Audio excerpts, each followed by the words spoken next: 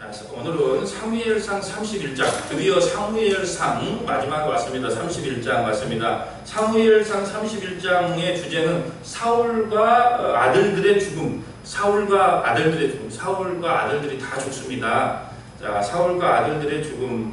좀 폭넓은 말씀을 듣기 원하시면 한국성경통독원 홈페이지를 참조하시면 되겠습니다. 자, 주제 구절은 13절입니다. 13절. 그의 뼈를 가져다가 야베스 에셀 나무 아래에 장사하고 7일 동안 금식하니, 이 야베스 사람들이요 참 의리가 있는 사람들이에요. 그래서 끝까지 그 사울왕의 그 가족들을 듣고 와서 장사 지내줍니다. 그의 뼈를 가져다가 야베스 에셀 나무 아래에서 장사하고 7일 동안 금식한다라는 겁니다. 31장 1절 봅니다. 블레셋 사람들이 이스라엘을 침해, 이스라엘 사람들이 블레셋 사람들 앞에서 도망하여 길보아 산에서 엎드려 죽으니라.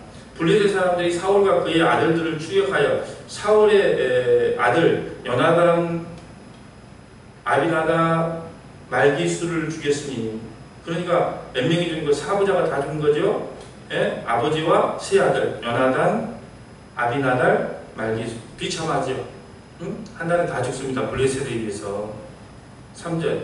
사울이 패전함에 활쏘는 자가 따랐으니 사울이 그 활쏘는 자에게 중상을 입었어.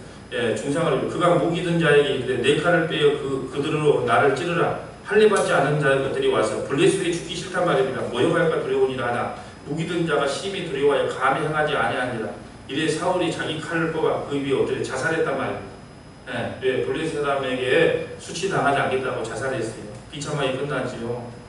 6절. 사울과 그의 세 아들과 무기를 든 자와 그의 모든 사람이 다 그날에 함께 죽었더라. 다 함께 죽습니다. 하나님의 언약대로 되는 거죠. 19절. 사울의 머리를 베이고 그의 갑옷을 벗기고 자기들의 신당과 백성에게 알리기 위하여 그것을 블레셋 사람들의 땅 사방에 보내고. 비참합니다. 예. 사지를 절단해서 블레셋 방백에다 붙여놓죠. 10절. 그의 갑옷은 아스다독의 집에 두고 그의 시체는 벳산 성벽에 박았으니. 12절. 모든 장사들이 일어나 밤새도록 달려가서 사울의 시체와 야베스 사람들이 구해로 갑니다. 그래서 묻어주자. 여러분 요한계시록에 보면 가장 큰 저주가 뭐냐면 시체를 못 치우는 거예요. 이게 가장 큰 저주거든요.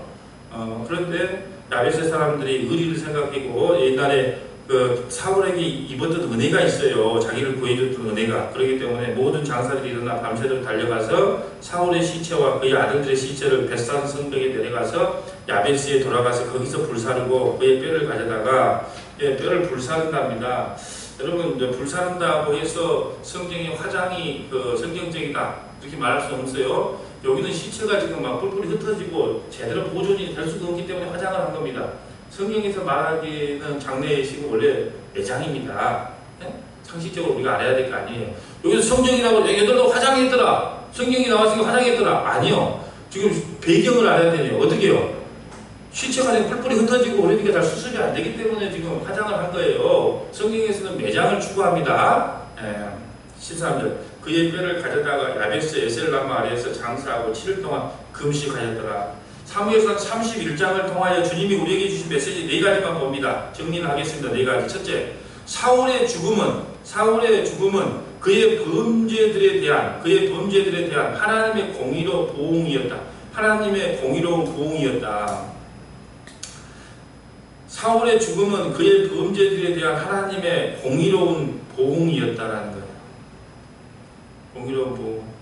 우리가 어떤 보응이었을까요? 한번 정리를 해볼까요? 사무엘이 드려야 될 제사를 백성들을 두려워하여 제사를 본인이 드린 겁니다.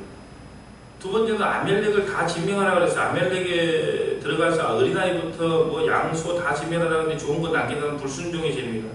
셋째는 죄 없다고 합장한 제사장 85명을 죽였어요. 제사장 85명을 죽였습니다. 그 다음에는 뭐 했어요?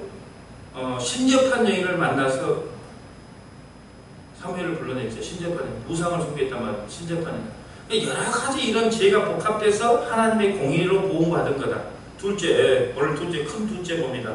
자, 오늘 우리에게 주신 메시지 둘째. 사울의 죽음은 하나님께서 그의 인간적 왕권 보존의 노력을 무로 돌리신 것이다. 사울의 죽음은 하나님께서 그의 인간적 왕권 보존의 노력을 무로 돌리신 것이다. 무로 돌리신. 다윗에게 주기로 해서 다윗에게 이양하면 되는데 스스로 그 왕권을 지키려다 보니까 이게 비참한 일이 생기는 거예요. 사울의 죽음은 하나님께서 그의 인간적 왕권 보존의 노력을 무로 돌리신 것이다.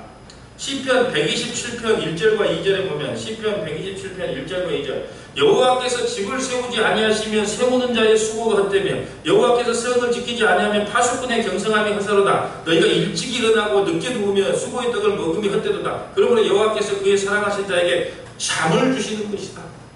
자, 셋째로 우리에게 주시는 메시지 셋째, 사울의 죽음은 하나님께서 의인 다윗의 원수를 갚으신 것이다. 사울의 죽음은 하나님께서 의인 다윗의 원수를 갚으신 것이다. 로마서 12장 19절에 너희가 친히 원수 갚지 말고 진노하심에 맡기라. 그런 거예요. 로마서 12장 19절. 넷째로 우리는 오직 하나님 앞에서 신실하고 의롭게만 살자. 그러면 나머지 다 하나님께서 책임지신다는 겁니다. 우리는 오직 하나님 앞에서 신실하고 의롭게만 살자.